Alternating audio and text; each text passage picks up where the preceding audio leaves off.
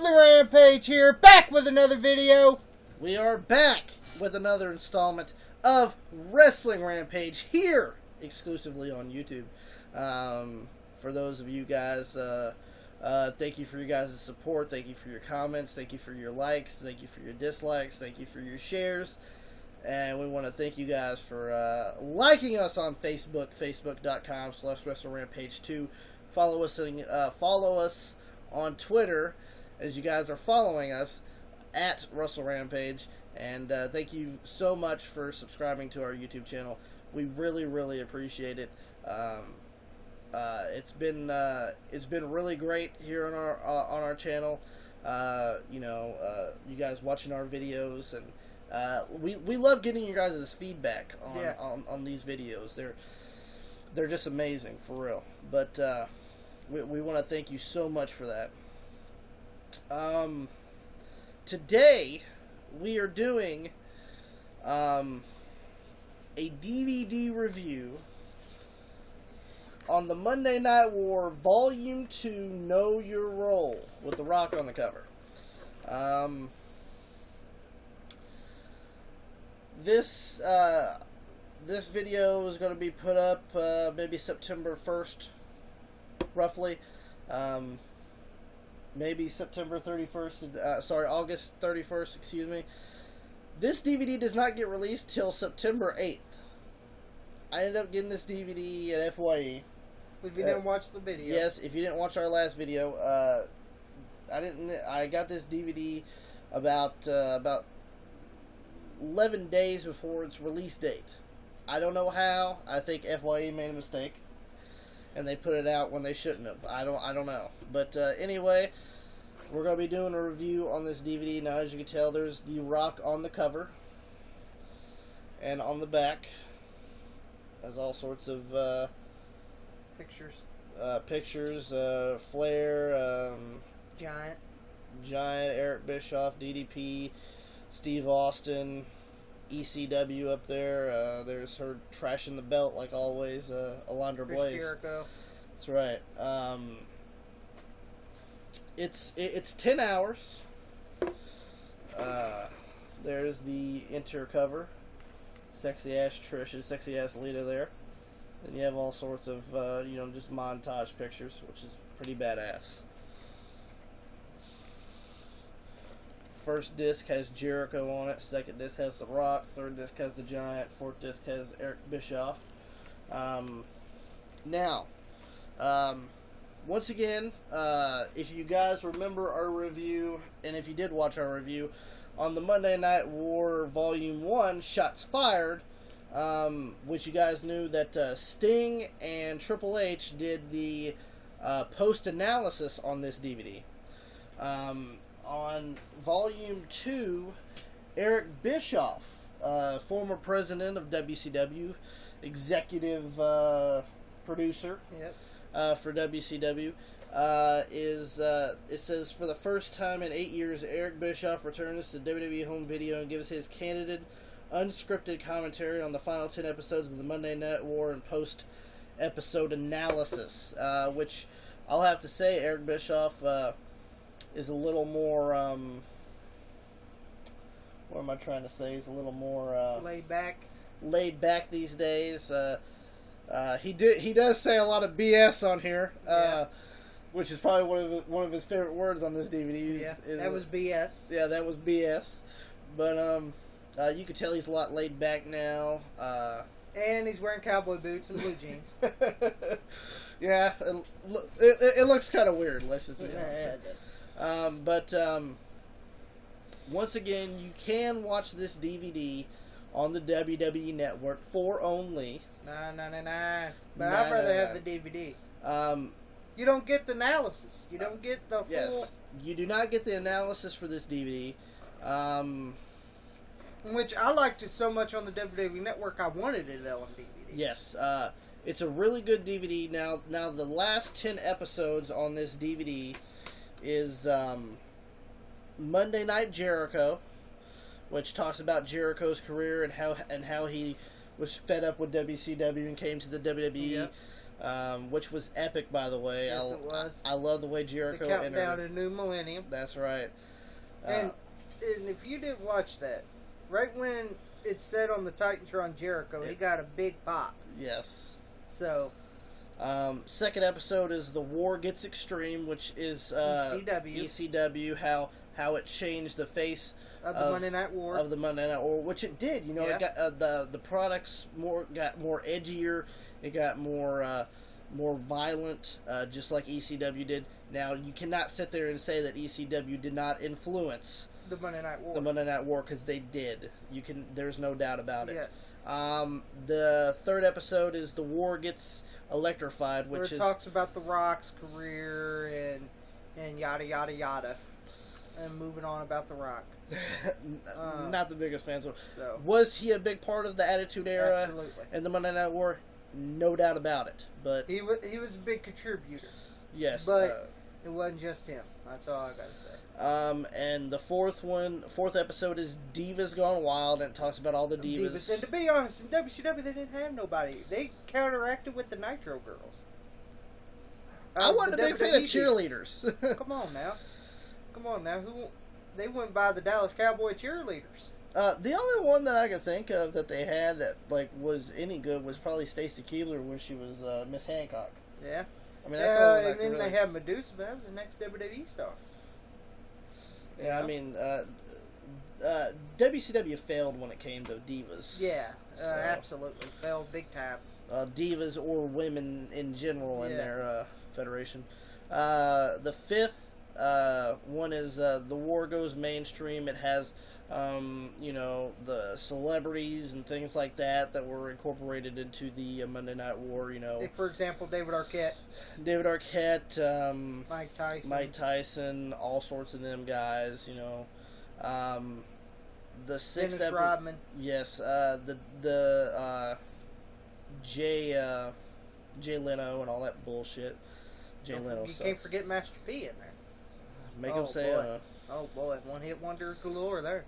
But they got me interested in that one. Sixth episode was Building an Army, which was, how they became the new generation, how they, how WCW assembled their ex-WWE stars, things like that. But how they came about to building their stars. Seventh episode is the Cliq, which everybody knows from that. What the Cliq is. Yeah, it's Shawn Michaels, Kevin Nash, Scott Hall, Sean Waltman, and Triple H. And how they pretty much did the WCW and WWE. Yeah, how they pretty much just ran the whole thing going on. The eighth episode is Mistakes in the Battlefield. How WCW is making mistakes. Yes, how big time. Come on, incident. Look at that finger poke of doom. And the ninth episode is the fall of WCW, and that's when Vince Russo came in. I think Vince Russo was there because Vince McMahon wanted him. He wanted him to finish off that goddamn thing. You could put a bullet in WCW right there. Well, actually, the bullet was going to come anyway. Yeah. If you look at it in 2000. 2000 and 2001 was the worst years in WCW. You could look at it. You could look at it. Who the fuck is Quee-Wee when he was, Like, you look at the talent they had. They had talent, but, like, some of the guys didn't deserve a push. Yeah. Let's just be honest, Norman Smiley, a great talent as far as a wrestling ability. Why you got to give him the gimmick Screaming Norman and have him scream in every fucking match and get fucking beat up by Ming with what was it, the shoulder pads and shit. And they were and see, they were going hardcore, okay? They did something WWE already did. Yep. WWE already did that. WWE had hardcore back in, 97 going into 98. WCW went way too late. It was in like late '99 they started doing hardcore wrestling. And then they talked about Mick Foley, bringing in Mick Foley, winning the WWF title. They examined and say, hey, Mick Foley, who wrestled as Cactus Jack in WCW, is going to win their WWF championship. And like all it was a goddamn infomercial. Yeah. Because everyone changed the channel and went to Mick Foley like like Jim Ross said in the DVD, it was an infomercial. Thank you. You know Mick Foley. You know he's going to win the world title. Thanks, because they gave him the ratings, which was stupid of WCW to give them the results. Yeah, because all it did was change the channel because they wanted to see. You Mick pretty Foley much win just the seen the world title. commercial from WCW and you're like, oh, I'd rather see Mick Foley than the Finger Poke of Doom, because I would too. That's what that was on. It was on the infamous Finger Poke of Doom. So and people changed the channel to go see Mick Foley win the world title. And how in 2001, the fall of WCW, how it really ended. And you could tell in 2000, 2001 that the company was in bad shape. Yes. So, and then the last episode is Life After the Wartime, how all the superstars came to WWE. And to be honest, when they came to WWE in 2001, when they had that stupid alliance, Vince McMahon didn't have any star power from that WCW. All they had was a bunch of guys from WCW Thunder and WCW Saturday Night. Yeah, I mean... Until... Chuck Palumbo and Sean O'Hare and Sean Stasiak and Chavo and all of them, you know, those type guys. You didn't really have a lot of star power. The only star power you had was DDP and Booker T. And then, actually, DDP and Booker T were on Turner on that AOL fucking contract. Just like all the big stars were. But they wanted to come to the WWE because they said that would be a big opportunity for them. And it was, because Booker T and DDP were the biggest stars in WCW. And like Paul Heyman said, you know, what do you think of WCW? You think of NWO? They ain't coming. They got a guaranteed contract to sit at home. You think Ric Flair? You know, you think of Ric Flair. He ain't coming. He's got a guaranteed contract to sit at home. You got Goldberg. He ain't coming. He got a contract to stay at home. Sting got a guaranteed contract to stay at home. You know, Lex Luger, you know, he got a guaranteed contract to stay at home. You know, it was true. Kevin Nash, same thing, you know? Yeah. All them guys had guaranteed contracts to stay at home. Now, 2001 was a bad year in wrestling in general. Now, 2002 is where it picked up. When those contracts ended, then you look like you had Flair come in. You had the NWO come in. Now, Sting never did. But you had in Luger and all them guys, but... And then the biggest one was Eric Bischoff when he became the general manager of Raw in 2002, which was a big surprise. Yes, it was. It looked like everyone wasn't happy about it. No. And like Mark Henry said, if that was me, and I was Vince, I'd starve him. But, well, what does Mark Henry know? That's just my opinion. But, no, once again... To be honest, you need to get this DVD. Yes. You need to You need to get them both. And this one. You need to get them both. You need to get them both because they're both really good. They go in depth about the Monday Night War, not like the previous one, like the Rise and Fall of WCW, which was good, and the Monday Night War, which was good. But that one and the Volume 1 goes in depth about it, about the guys that were there, and talked about like Kevin Nash said. My favorite was this: we had standards and practices. And Val Venus is with Jenna Jameson. Which way's that going to go? Which way's that going to go? And then you know on the last Nitro in Panama City, Nash wasn't there, and all them guys weren't there. Well, none of them went there. And fucking Kevin Nash said, "I was watching on TV, you know. Well, looks like we lost this one, boys." And he was absolutely true, you know. But we highly recommend for you guys. We highly recommend to get Volume 1 and Volume 2 because it goes in depth about it. Yes, you can watch it on the WWE Network, but I'd rather own this. I'd rather own it. Yeah, it's on WWE Network. Big fucking deal. It's on the WWE Network. Big fucking deal. I'd rather get this on DVD. There's not really much on the WWE Network that I wouldn't want on DVD, to be honest with you, these days. But these two will be the ones I would get right here.